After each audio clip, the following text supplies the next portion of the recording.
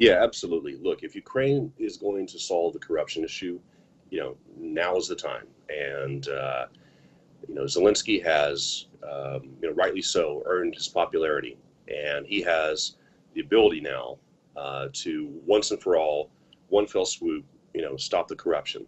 So you've got, a 2% tax on earnings right now, which is down from 5%.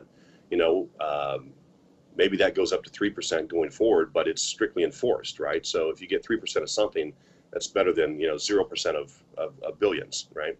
So there's an opportunity for Zelensky to make sweeping reforms which would transform Ukraine's image of having been hamstrung by corruption all these years.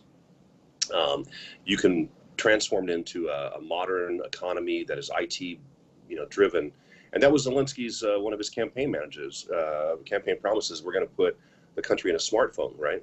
And now he has that opportunity, and by putting in a smartphone where everything is transparent, is procured in a public manner, you can eliminate a huge amount of corruption. I mean, Prozor was, anti-corruption 1.0 to compare to, where Zelensky can take the country right now in terms of fighting corruption and get it to 2.0, 4.0, 5.0.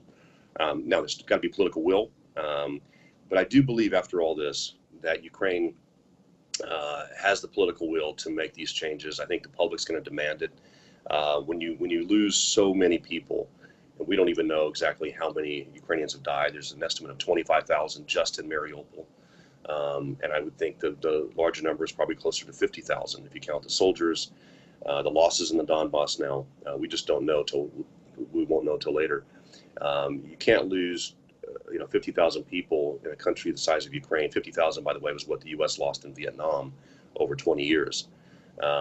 So you can't lose that many people that quickly without having an effect on society, and people saying like, no more from now on. These people have not died in vain, but we're going to build a modern European country that is going to be the pride of Europe.